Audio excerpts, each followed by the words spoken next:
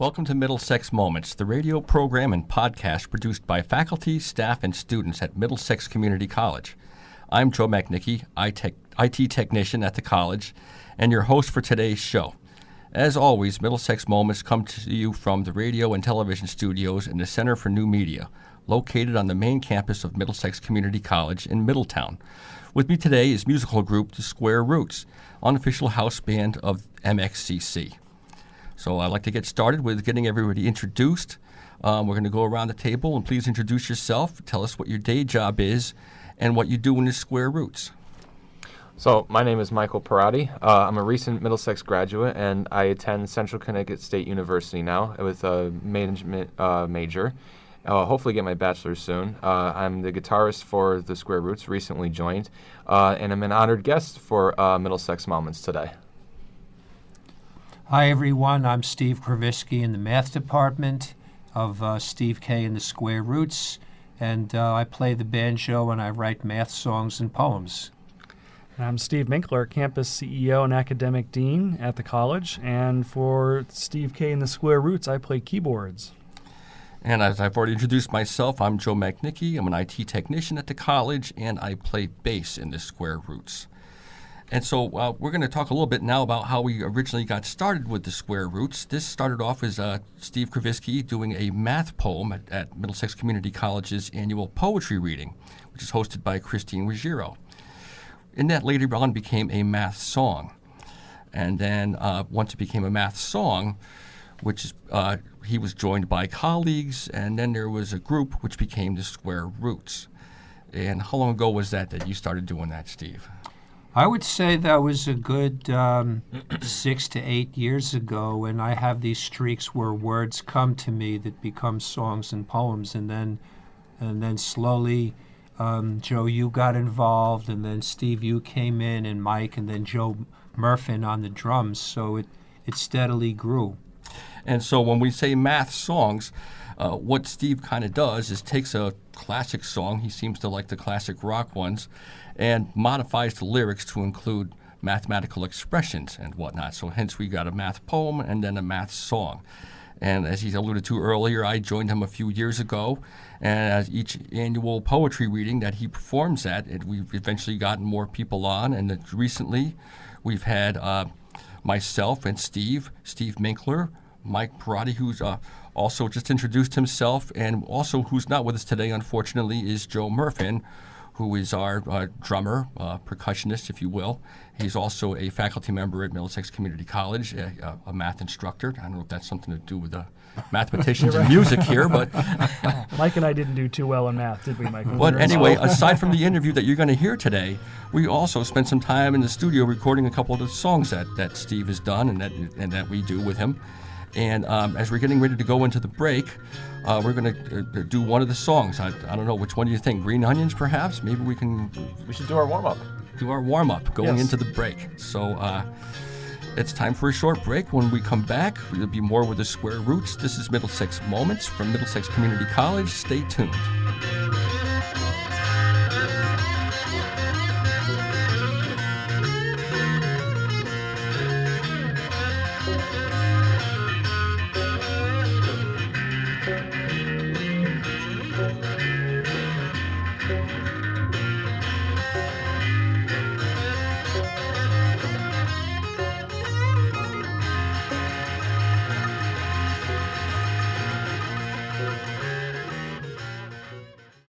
Welcome back to Middlesex Moments, coming to you from Middlesex Community College. This is Joe McNickey with musical group The Square Roots.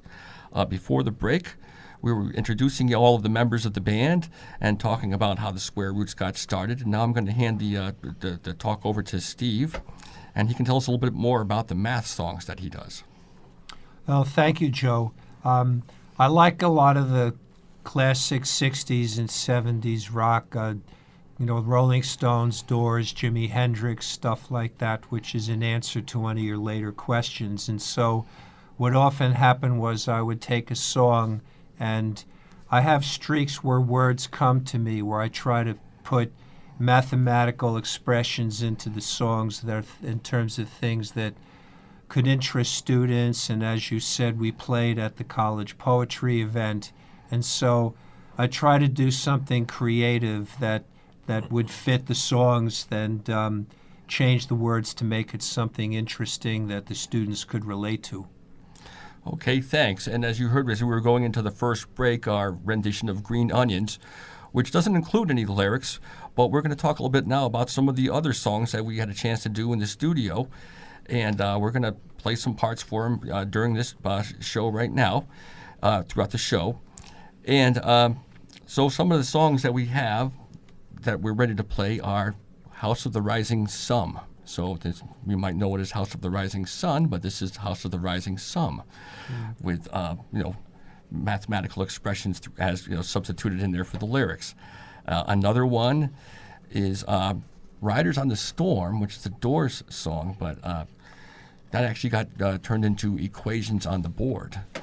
Okay, and then there's the version of Honky Tonk by the Rolling Stones, and I don't think we have an actual subtitle for that, but that's also got mathematical expressions throughout all of that too. So that's the whole reason for the name of the group being what it is, because it's also mathematical. So what I think we're going to do now is we're going to move on to some rapid fire questions. So they don't have to be too rapid here, but I'm going to ask a question and each one of you can answer it, and so the audience can get to know a little bit more about you and your background.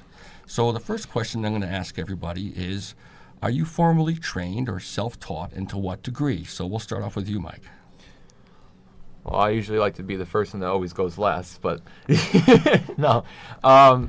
So I started out taking guitar lessons because I originally, before this, played the harmonica, and I enjoyed it. I liked Garth Brooks's rendition of Ain't Going Down Till the Sun Comes Up, and not necessarily him that he played the harmonica, but just in general, there was a harmonica solo a couple times in the song that really kind of turned me on to it. So I really enjoyed it, but my dad played guitar a long time ago. Unfortunately, he didn't do much with it because he was working like nonstop hours, but he inspired me. He was my biggest inspiration to play the guitar and take up an awesome instrument. And when I did, I started taking lessons for 6 months when I was a freshman in high school. So I was roughly about maybe like 14 years old. And it didn't really last long because I just wasn't catching on to the music theory, and I was too busy on focusing trying to be a rock star instead of trying to learn the music theory. So I used to hear my dad all the time, "Come on, Mike, A, B, B, B, C, C, C. You got to follow the melodies." And I just kind of never really practiced the book. So I wound up getting my first electric when I was about 15 or 16. I still have it to this very minute. It's a Squier Stratocaster. It's a little cheapy guitar, but I always use it for gigs, concerts, and practicing and just jamming out at home. So I wound up learning all of the music by ear. My first solo artist that I listened to that I was really fond of was Carlos Santana. And my first electric guitar song was Oye Como Va. Kind of simple A minor box pentatonic blues, but he was a lot of the Latin rock that was really, really like inspirational and really appealing to a lot of the listeners back in the latter 60s, early 70s. And it was really, appealing to me. And then I started really sprouting with a lot of the classic rock and especially, more of the country music like Toby Keith, Dwight Yoakam, which Dwight Yoakam is my biggest country idol. So very rare for somebody my age listening to a lot of the old stuff. But I really thoroughly enjoyed it. And ever since then, I had such an ear for music. I used to lock myself in my room for like 3 hours a day playing the guitar and just listening to everything by ear, pause, rewind, play, and over again.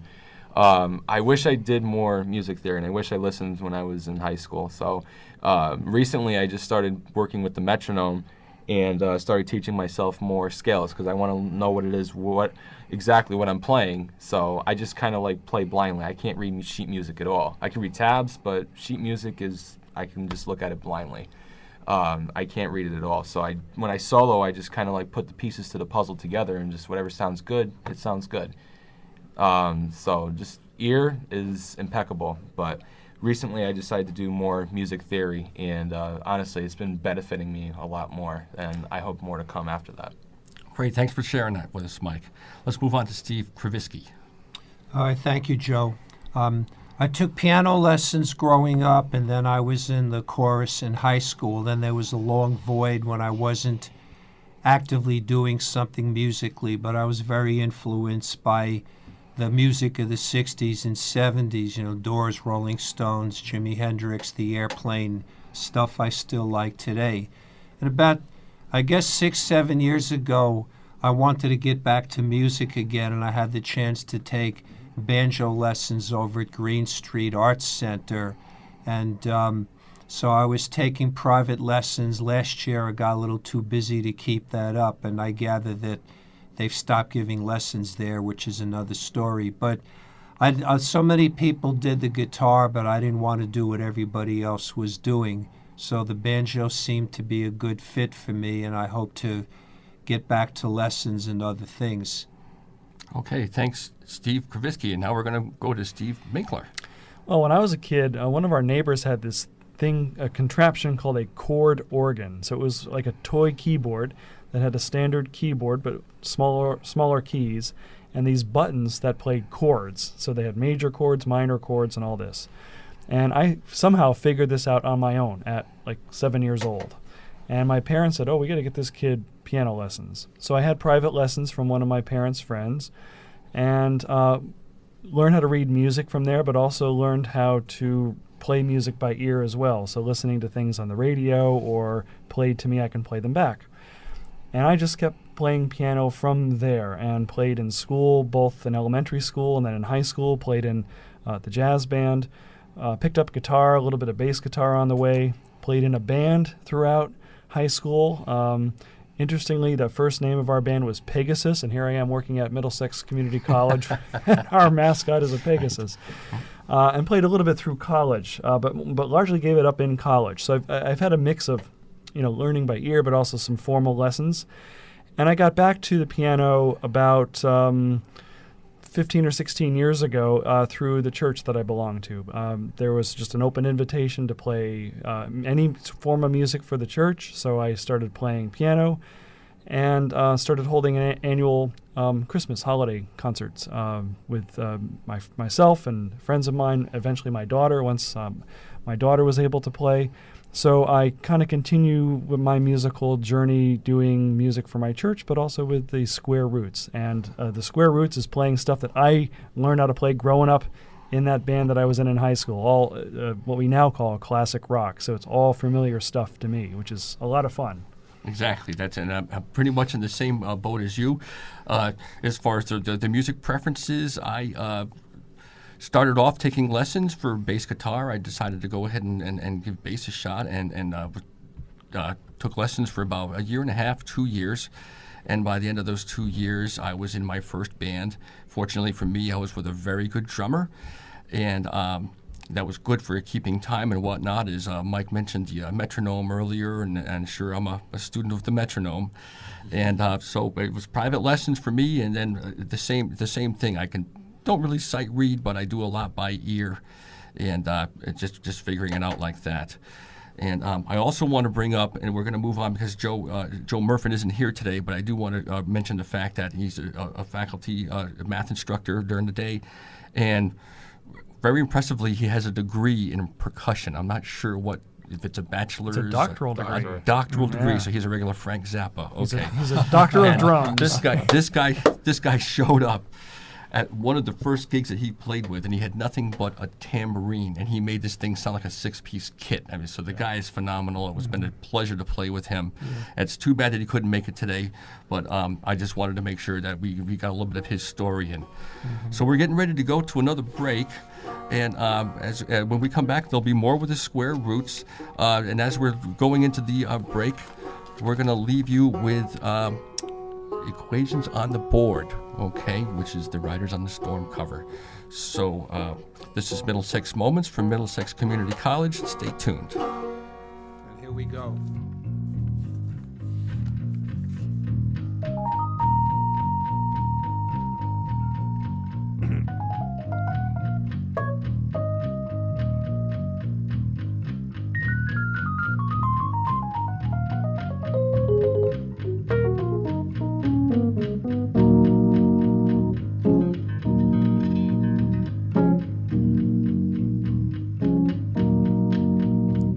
Your concave up today, parabola at play. X-intercept, you say, graph it out your way. Welcome back to Middlesex Moments, coming to you from Middlesex Community College. This is Joe McNickey with musical group The Square Roots. When we left off, we were getting to know the band members a little bit better as far as their backgrounds in music. And one thing I did want to point out about everybody in the band is that we have representation here of faculty members in Steve Kravisky and Joe Murfin, staff member and myself as working in IT. We have the administration, Steve Minkler, and we also have a student here who is a recent graduate of Middlesex Community College, and Mike Parati. So I just want to point out that people can come together when it comes to music. So we're going to get back to learning more about the members, and so we're going to go around the table, and I'm going to ask a pretty basic question here. Name 3 artists that you like the most, and we'll start with you, Mike. Well, one of the artists I really liked. My first one was Carlos Santana. He was like the first soloist that I really enjoyed. It was clean, and he really knew when to like kick up some distortion a little bit. It was always like the 2-verse pattern, and then really get into some good like knock you off your seat kind of solos. The second one I liked was Dwight Yoakam. I listened to a lot of his music going through high school. I went through like a total Dwight Yoakam phase. I actually discovered him because my uncle burned me a mixtape of a lot of his popular music, and I grew really accustomed to his music, not just because of the tones, but the lyrics as well. That made a lot of benchmarks in my life. And the third final is the greatest is Stevie Ray Vaughan. A friend of mine was actually playing some of the music on his Guitar Hero game, and he called me one day when I was working on some of my guitar stuff, and he showed me Pride and Joy, and that was one of the first songs I was really exposed to. And to this very minute, I did a lot of research on his background and his inspirations and how he played his music, and I really connected with Stevie Ray Vaughan. Thanks, Mike. Let's move on to you, Steve Kravisky. Oh, thank you, Joe. I would have to say, as mentioned before, that my being very influenced by what was going on in the 60s and early 70s, that, the groups like the Rolling Stones, Doors, Jimi Hendrix, I could name a bunch of others, had a big influence on me. And I think for me in particular, I think the Stones peaked with songs like Sympathy for the Devil, Street Fighting Man. Honky Tonk Woman was more like 69 or so. And so those were all of great influence on me. And while a lot of people know Light My Fire by the Doors, I later on got to their longer ballads, like When the Music's Over and stuff of that nature. And I've always been a big Hendrix fan. All Along the Watchtower is in my top 5 of all time.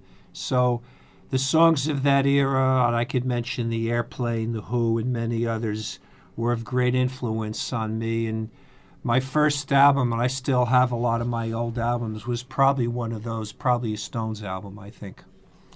Okay, and Steve Minkler. Actually, I like all the groups that and the artists that Mike and Steve talked about. For me, my top 3 list, 3 very different artists. The first is the Beatles. Everybody knows the Beatles. Mm-hmm. Wide variety of different kinds of music there. Second would be a guy named Cyrus Chestnut, who is a jazz pianist, but who's classically trained. And this guy, I've seen him play in jazz trio format, so it's him, a bassist, and a drummer. And he goes back and forth between the jazz idiom along with classical melodies and even songs from the Christian tradition. The guy just weaves it all together, and it's beautiful what he can do with it. And I've tried to learn some of his stuff by ear. It's very difficult. And lastly, Pat Metheny, who's a guitarist. The guy is a musical genius. What he can do with a guitar, if you've not ever heard him or see him play live, I definitely recommend him. And I can't describe his style. He's not jazz, he's not rock, he's not pop, but he can play all that stuff at the same time. So how about you, Joe? Okay, and for my three, I'm in the same classic rock boat as a lot of the other folks, and many of them are some of my favorites too. The three artists I like probably the most are going to be Led Zeppelin and Rush. And well, the third one, I'll leave that open for whatever I feel like at the time. The last album I bought was the Misfits, so I mix it up.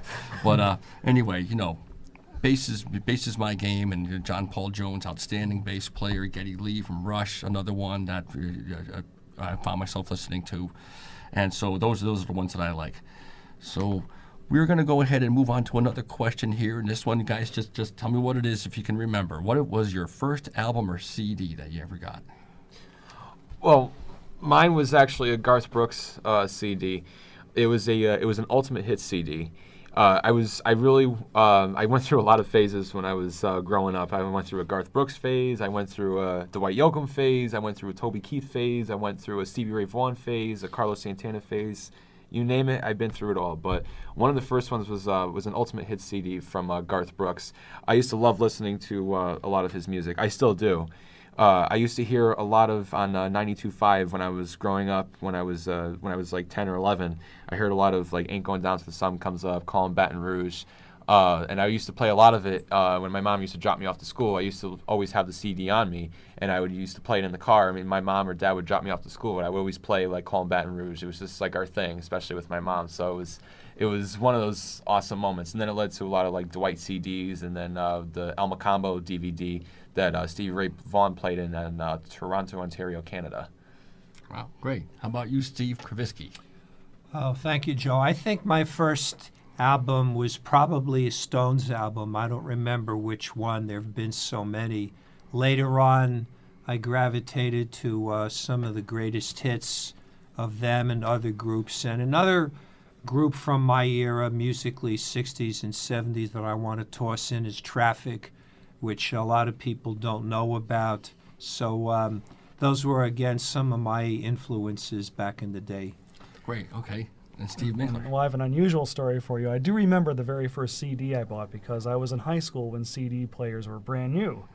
And I had to get a CD to play. And I went to the store, and the only CD they had was The Pretenders' Learning to Crawl. Wow, okay. I haven't listened to it much at all in the last few years, but I just remember that was like the only CD in the store. Oh, wow, back then, right? Yeah. And what's really interesting about that is now vinyl is making a comeback, right? You go to the stores and everything's vinyl now. That's right. Yeah, and all of the CDs are on the discount racks now. My first album was Boston, the very first one, 1975 or 76, and I saved up my money and went and got that. So let's listen to one of the songs that we recorded earlier. This one is going to be House of the Rising Sun. I took my math with Steve today, and I hope that I will pass. If I do all of my homework, the class should be a blast.